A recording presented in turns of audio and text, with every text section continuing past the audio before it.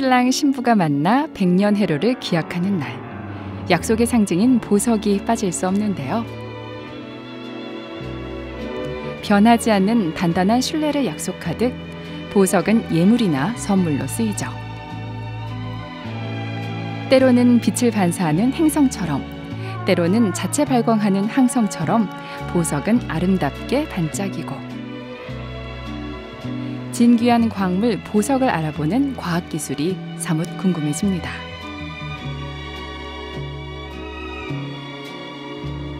영롱하게 빛나는 보석을 보고 있으면 사랑하고 사랑받은 기억이 나는데요. 추억을 주고받는 보석, 희소하기에 그 가치도 상당합니다. 그런데 보석 받을 때 금기시되는 질문이 있습니다. 이거 진짜야? 보석에 대한 수요가 높아지는 만큼 감정에 대한 관심도 높아지는데요. 진짜와 가짜를 구분하는 감정에는 어떤 기술이 필요할까요? 비밀을 간직한 재료의 분석을 돕는 한국기초과학지원연구원을 찾아갔습니다. 박사님 안녕하세요. 네. 제가 사파이어를 들고 왔는데 이 사파이어가 천연 사파이어인지 아니면 다른 약품 처리를 한 건지 궁금해서 갖고 왔거든요. 한번 봐주세요. 분석 가능해요? 예, 아주 번지수를 잘 찾아오셨는데요. 네. 천연인지 합성인지까지를 알 수는 없고요. 이게 처리가 돼서 일부러 광택을 더 낸 건지 아닌지 그 유무는 저희가 알 수 있습니다. 수술복을 입고 수술대로 향하는 사파이어. 작은 조각이지만 가격으로 치면 상당할 텐데요. 이곳엔 손상을 최소화하는 장비가 있습니다. 보석이 이게 커팅이 돼 있으니까 이게 안에 그 챔버에 집어넣게 되면은 위에서 이제 그 일루미네이터 빛 때문에 난반사가 일어나요. 난반사를 방지하기 위해서 지금 싸주는 겁니다.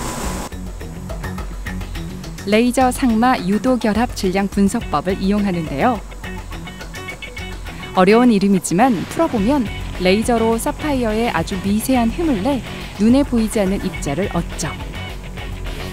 이후 플라즈마가 입자를 태워 이온화된 물질은 질량차를 분석하는 기계에 들어갑니다. 어떤 원소인지 여기서 진실이 드러나죠. 보석 감정 결과를 기다리는 시간이 떨리고, 사파이어는 광택에 따라 가격 차이가 나는데요. 눈으로 볼 수 없는 차이를 기계가 그래프로 표시해주죠. 인위적으로 색 처리를 한 사파이어와 천연 사파이어를 구분하네요. 그럼 제가 가져온 사파이어는 어떤 결과가 나왔나요? 예, 지금 두 점을 분석했는데 하나는 원석이 맞고요. 하나는 그 후 처리가 된 보석입니다. 그러니까 이제 처리가 안 된 보석은 원래부터 이제 그 자연스러운 광택을 가지고 있었던 거고, 이 광택이 안 좋은 경우에 처리를 해서 이제 인위적으로 부가가치를 높이게 되는 거죠. 가공을 하지 않은 사파이어 원석. 모든 사파이어가 똑같이 아름답지는 않습니다. 그래서 인위적인 방법으로 색을 내는데요. 문제는 높은 값을 받으려고 천연의 색을 지닌 사파이어로 속이는 거죠. 기존 장비는 감정을 하려면 시료를 녹여 용액 상태로 분석을 해서 한 번 실험하면 끝이었죠.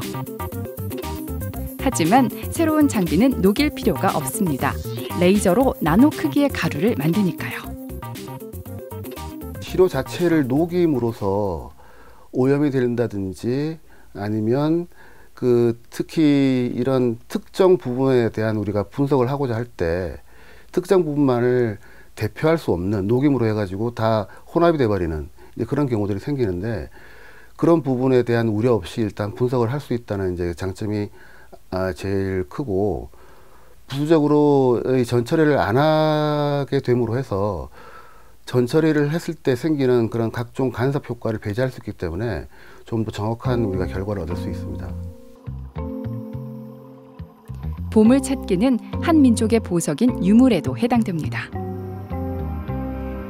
충청 이남 지역과 왕도를 오고 가는 배로 알려진 마도 3호선.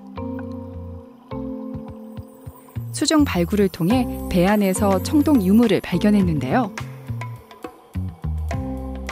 배를 충남에서 발견했으니 유물도 충남에서 만들어진 건가? 추측과 함께 기원지에 대한 관심이 쏠렸죠. 정현중 박사팀도 마도 3호선 조사에 참여했습니다.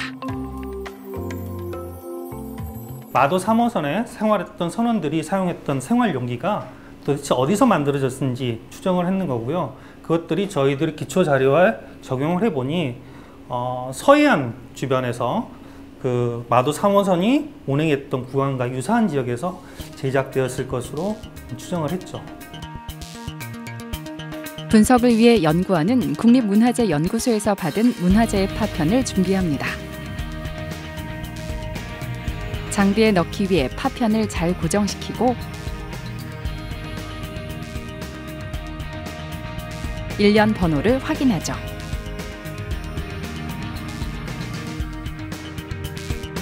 장비에서 나오는 분석 값을 모니터로 확인할 수도 있습니다.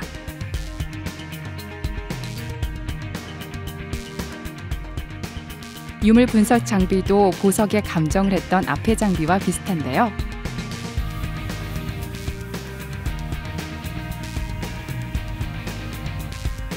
레이저로 만든 가루를 질량 분석기에 보내는데 멀티 콜렉터라는 부분이 차이가 납니다. 여기서 납 동위 원소비 분석을 해 산지를 추정하죠.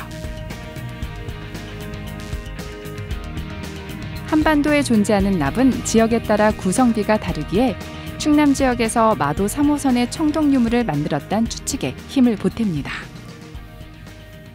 원래 납동연소라든지 동연소 연구는 지구 물질에 대해서 많이 수행을 했습니다. 그래서 지구 물질의 어떤 생성 연대 또는 생성 기원 그런 것들에 대해서 많은 연구가 됐는데 동연소 파트를 이제 좀 더 다양성을 만들어 가는 거죠. 그 중에 하나가 문화재 연구였고 또는 뭐 먹거리 산지 추정에도 쓰이고 또는 오염에도 쓰이고 그러다 보니까 이 동연소 연구는 어떤 그 영역이 점점 더 많아지고 있는 거죠.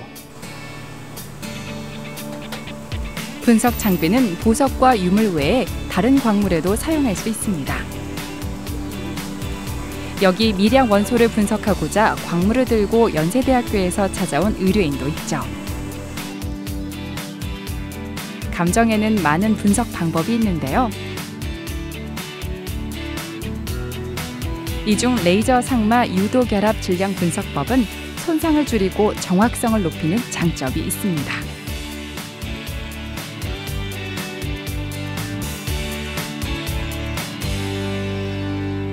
비약적으로 레이저의 성능이 좋아짐으로 해서 그런 부분에 대한 우려들이 이제 불식이 되고 그러면서 최근 이제 몇 년 들어서 아주 이제 좀 그 신뢰성 있는 결과들을 이제 내고 있는 상태고 앞으로 이 장비에 대한 어떤 인식이랄까 저변이 좋아지면 앞으로 할 수 있는 일은 상당히 다양할 걸로 생각이 됩니다. 결혼의 의미를 두고자 웨딩드레스를 입는 것처럼 가치를 찾는 것도 노력이 필요하지 않을까요? 내가 그의 이름을 불러주었을 때 그는 나에게로 와서 꽃이 되었다. 김춘수 시인의 꽃의 한 구절인데요. 아무리 가치 있는 존재라고 해도 알아봐주는 사람이 없다면 의미 없겠죠? 보석부터 문화재까지 정확하게 감정하는 기술, 가치를 높이는 과학입니다. 역사의 뿌리를 찾는 고고학자 같기도 하고 속임수를 쓰는 이들을 잡는 탐정 같기도 한 분석 장비. 다양한 분야에서 분석 장비를 활약시킬 기초과학지원연구원의 미래를 기대합니다.